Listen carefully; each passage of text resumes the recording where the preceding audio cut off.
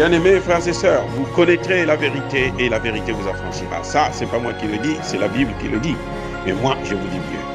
Vous connaîtrez la vérité historique, notamment celle de vos ancêtres kémites, et vous aurez une vision globale de ce que c'est que la vraie souveraineté politique. J'ajoute, vous reviendrez à la spiritualité africaine ancestrale et vous comprendrez les enjeux de l'indépendance économique. Et pour terminer, vous accepterez votre identité culturelle kémite et vous obtiendrez deux choses. La première, c'est la paix. La seconde, c'est le développement, à une condition.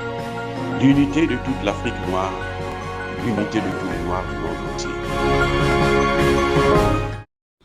Otep à tous, bienvenue sur la chaîne des panafricanistes par essence, par conviction et par excellence, celle des citoyens kémites par nécessité et obligation de combat. Nous sommes une chaîne qui n'est guidée que par nos ancêtres et rien que par les ancêtres qui appartiennent à l'égrégore du monde noir. Par conséquent, nous ne croyons en aucun Dieu venu de l'étranger. Toutefois, cette vidéo n'est aucunement destinée à inciter à la haine ou à la violence, car nous menons un combat qui est d'abord et avant tout spirituel, intellectuel et démocratique. Ensuite, il est politique, géopolitique et géostratégique, contre l'impérialisme, le colonialisme, le néocolonialisme et l'endocolonat, qui sont tous qualifiés de crimes contre l'humanité. Nous menons ce combat sur la base du principe fondamental que nous avons hérité de nos ancêtres kémites, qui est celui de la Mahat, c'est-à-dire solidarité, vérité et justice. Vous êtes donc en droit de connaître la vérité, et nous avons l'obligation de vous dire la vérité, rien que la vérité, afin que justice soit rendue au continent africain. Et ça, c'est notre modeste contribution dans cette noble lutte en faveur de la souveraineté, la dignité, la solidarité et l'unité africaine. C'est exactement ça que nous appelons le panafricanisme. Bien-aimés frères et sœurs, je veux m'adresser aux chefs d'État des différents pays qui vont recevoir Emmanuel Macron au début du mois de mars, c'est-à-dire le Congo-Brazzaville, d'abord le Gabon, l'Angola, le Congo-Brazzaville, le Congo-Kinshasa. Emmanuel Macron fait encore sa tournée. Comme d'habitude, il va aller faire son cinéma, haranguer les gens et autres. Il va au Gabon d'abord pour le fameux sommet One Forest Summit, le sommet pour la protection du bassin du Congo. Je veux dire au président africain, c'est-à-dire que moi je sais pas, que ce soit Bongo, que ce soit l'Angolais là, que ce soit Sassou, que ce soit l'Angolais Lorenzo, que ce soit Sassou, que ce soit Tshisekedi, essayez de réfléchir un peu. On ne peut pas, c'est-à-dire que on se demande comment se fait-il que des gens, vous êtes entourés des cabinets et vous ne connaissez même pas l'histoire. C'est-à-dire que, vous savez, un bon chef se reconnaît par le choix de ses collaborateurs. Et nous avons un problème, c'est que nos dirigeants ne savent pas faire le choix de leurs collaborateurs. À force de travailler sur des bases ethniques, régionalistes, on finit par toujours être entouré des médiocres. Et la crème passe à côté de vous. Ça, c'est le grand problème des dirigeants africains. Dans l'ensemble. Leur grand problème, c'est celui-là. Ils ne savent même pas faire le choix de leurs collaborateurs. À moins qu'ils font le choix des collaborateurs qui n'écoutent pas. Mais apprenez l'histoire. On ne peut pas faire la politique en faisant fi de l'histoire. Ce n'est pas possible. Il faut tenir compte de l'histoire. Vous regardez, mais cette personne qui vient là, qu'est-ce qu'elle vient faire chez nous? Le bassin du Congo. Ça n'a rien à voir avec la France. Ça n'a rien à voir avec la communauté internationale. Ce n'est pas leur affaire. Ça, c'est d'abord, c'est-à-dire que ne comptez pas sur eux pour protéger le bassin du Congo. Ne comptez pas sur eux pour vous protéger. C'est-à-dire que vous ne pouvez pas vivre en étant des mendiants éternels, alors que vous êtes assis sur de l'or. Le Congo, le Gabon, l'Angola, il y a beaucoup de pétrole là. Vous êtes assis sur le pétrole. Même au Congo démocratique, là, il y a beaucoup de pétrole. Ça, c'est une seule chose, le pétrole seulement. Il y a aussi de l'or, il y a le fer, il y a le manganèse, il y a ceci. Mais vous ne pouvez pas vous organiser, les 4 pays là, vous pouvez vous organiser entre vous d'abord.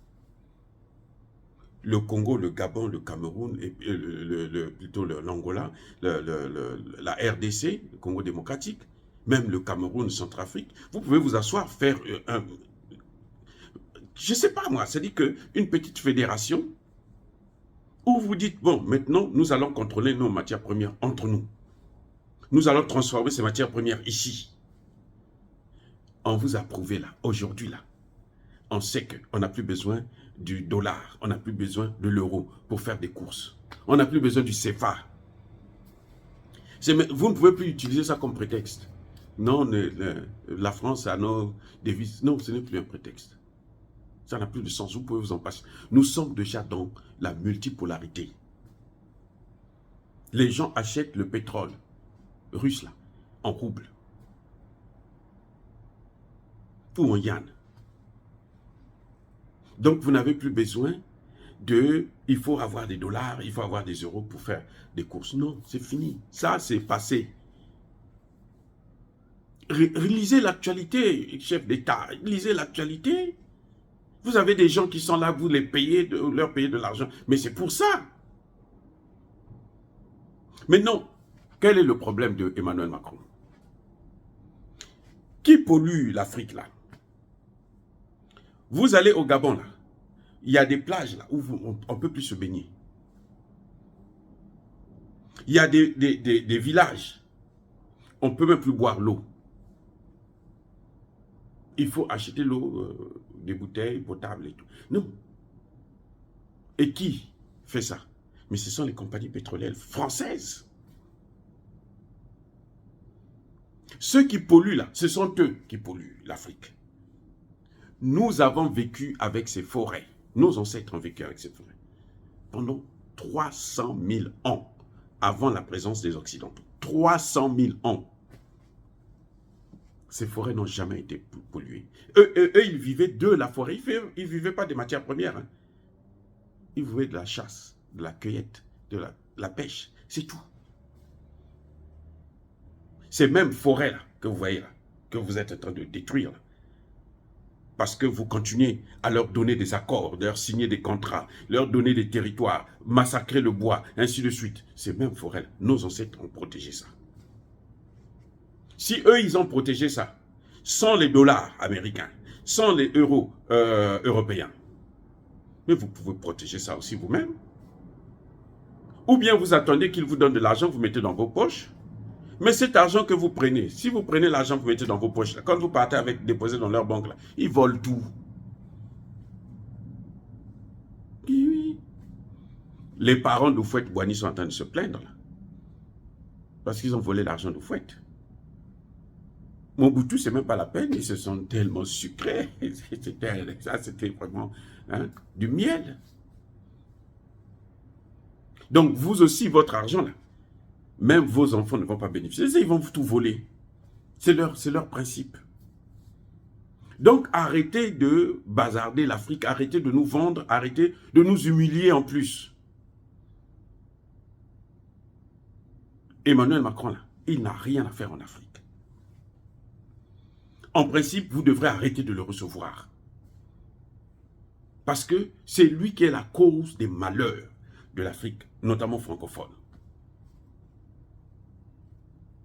Tshisekedi qui le reçoit là. Je vous apprends Tshisekedi. Après les États-Unis, c'est la France qui soutient le Rwanda. Monsieur Tshisekedi, si vous ne le savez pas, je vous dis, hein, après les États-Unis là, parce que c'est d'abord les États-Unis. Après les États-Unis, c'est la France qui soutient le Rwanda. C'est pour ça que le Rwanda est en train d'occuper les terrains comme ça. Il est en train de massacrer les Congolais. On est déjà à plus de 10 millions. Et vous recevez encore un brigand comme Emmanuel Macron.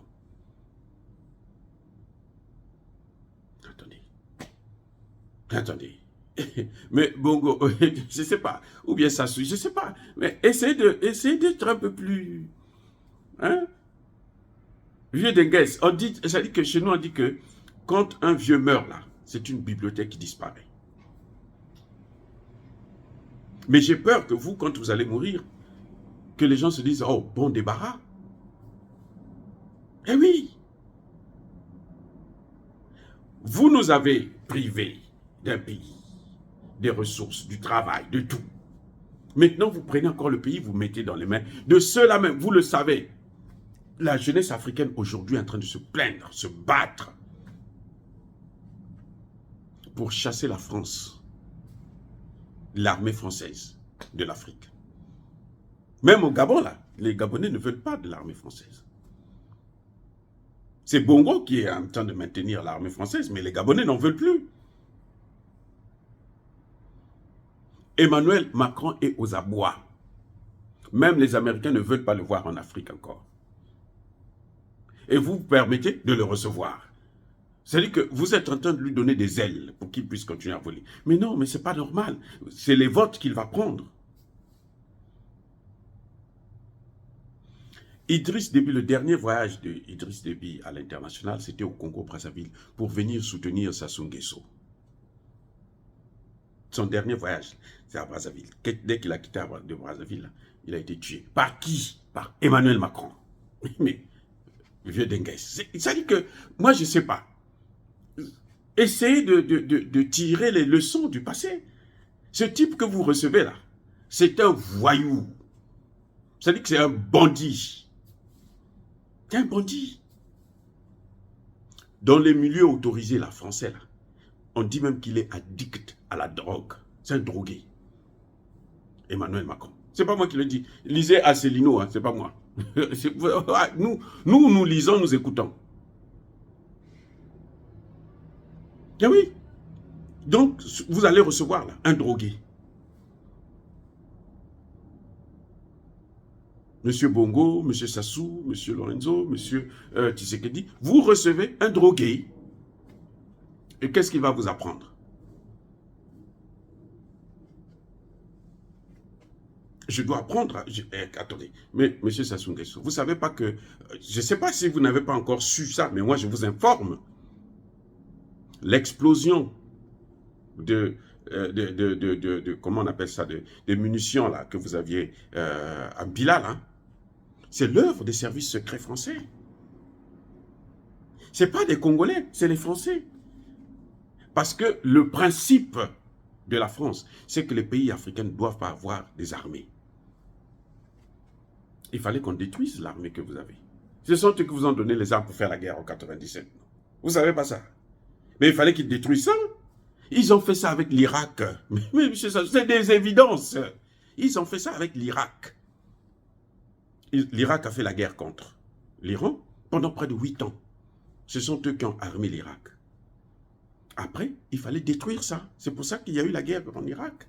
La première guerre du Golfe, là, c'était ça, l'objectif.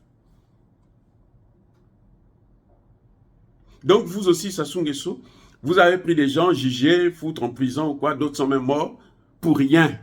L'œuvre, c'est l'œuvre de celui que vous recevez là. C'est lui qui est à l'origine de la mort de près de 3000 Congolais. Et que les Congolais le sachent. Parce que quand on voit des enfants qui vont venir l'acclamer et tout, on pose les pauvres enfants, au lieu de les envoyer à l'école pour venir acclamer un fou, ça n'a aucun sens. Aujourd'hui, il est prouvé, il est démontré. C'est prouvé maintenant. Maintenant, ce n'est plus un secret pour personne. Kadhafi n'a pas été tué par des Libyens. Kadhafi a été tué par les services secrets français. Les mêmes ont voulu tuer le fils de Kadhafi. Et il a été protégé par les Russes.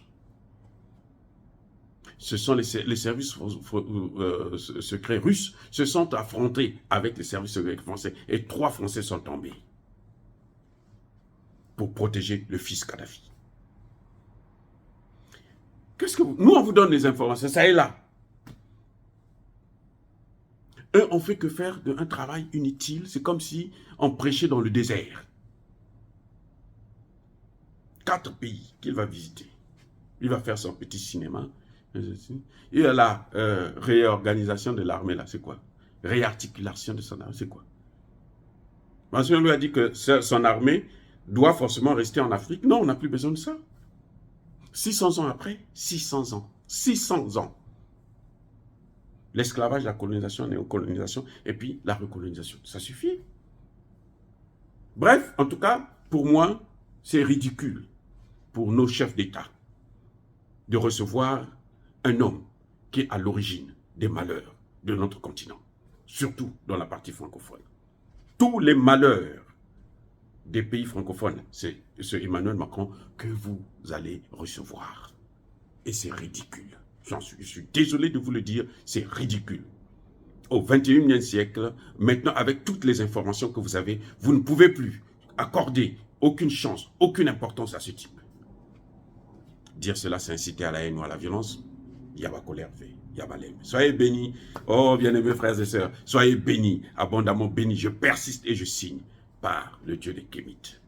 Mais que tous ceux qui persécutent le continent africain, tous ceux qui le déstabilisent et le pillent, qu'ils soient noirs ou qu'ils soient blancs, qu'ils soient maudits, punis, foudroyés, neutralisés par le Dieu des Kémites et par nos ancêtres angélisés. Vive l'Afrique éternelle, j'ai dit et j'assume.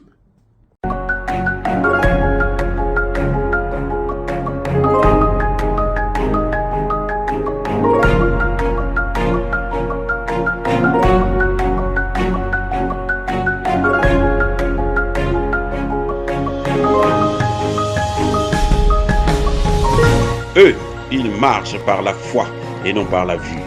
Mais moi, je vous conseille vivement de marcher par la connaissance scientifique et historique, notamment celle de nos ancêtres kémites, par les 5 sens et par l'intelligence. À vous, à Pierre.